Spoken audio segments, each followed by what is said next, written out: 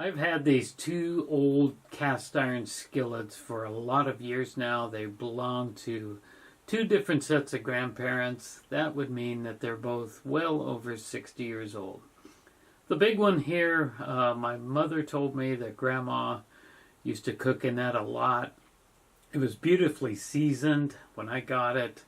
Apparently Grandmother used lard to cook in. This thing was extremely non-stick when I got it. I could fry eggs in it, no problem. But unfortunately, it got used by a girlfriend that was cooking dinner one time at my house, and she actually grabbed it before I realized and boiled vegetables in it, and it was never any good after that. The little one here is on my other grandparents' side. I don't know anything really about it other than that's where it came from. This one too was beautifully seasoned, and I loved to cook scrambled eggs in this thing, and they would just cook in there very, very non-stick. I also cooked different kinds of sausage and patties and things like that in it, and it's always been very well seasoned and very non-stick. But unfortunately that one too got destroyed last winter.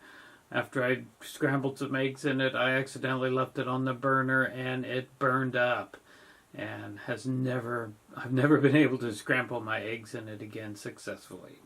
So I decided I'm going to try to resurface these. So I decided to just go ahead and start from scratch.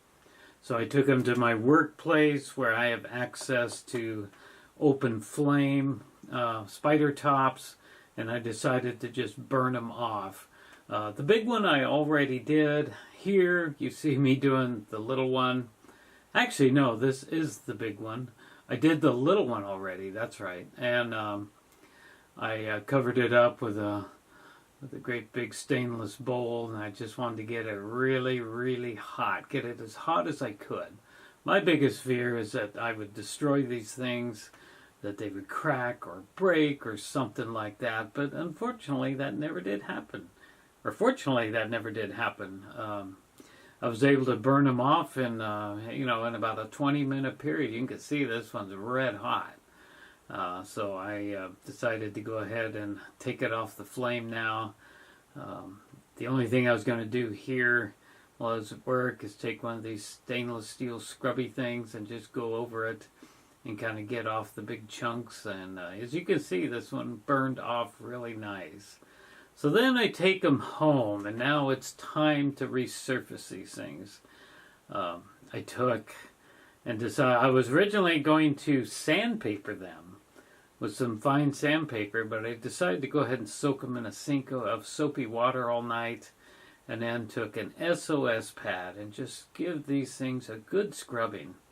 The surface is okay on them. I just wanted to kind of scrub them down as best I could and kind of get them down to the bare metal. I decided not to sand because that would be a lot of work, and I just didn't think they needed that.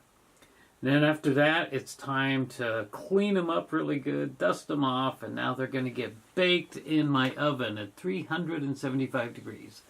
Apparently what you do, and I found this out online, is you give these a good coat of Crisco, and then you set them on the top rack, or the middle rack for me, upside down. And then you want to put a catch pan underneath. I lined it with tin foil to eliminate the mess. And you're going to bake these things off at 375 for 1 hour. I actually did the sides of them, but not the bottoms, obviously. They've been sitting for a whole day with this nice coating of Crisco on there. And I think it's time to start baking these things off. So I got my oven all set up. It's right between 350 and 375. That's going to work okay for me. So I just put these in the oven and let them go. And I actually wiped them off pretty good before this. But they're smelling pretty burnt. A lot of good, Crisco burnt smell, but it wasn't too bad. Well, here it is the next day, and I took these out, and they have a really nice look to them. This one's a little bit kind of pop-marked with oil in there a little bit, but it's I think it's going to be fine. Can't wait to scramble some eggs in there. And this one came out much better, nice and smooth. It's just got a nice layer of that cooked on grease now on it. So according to, from what I'm reading, it is properly seasoned now. So now let's take and test this out by frying up potatoes. Something I love to do. And I put some in here and get them going, and they are very non-stick. They are just moving around. They're not sticking in the slightest, even though I'm starting to burn that one. Just came out really good. So we're going to just keep cooking this whole 5-pound bag of potatoes, and eventually we get to the big egg test here. I got my scrambled eggs in there. This is going to be a great breakfast. We're going to see how this works out. I think it's going to work out really good. These eggs, I've missed not being able to scramble my eggs in this little pan, and I just can't wait to have a good breakfast this morning. Got a couple of English muffins, and here we go.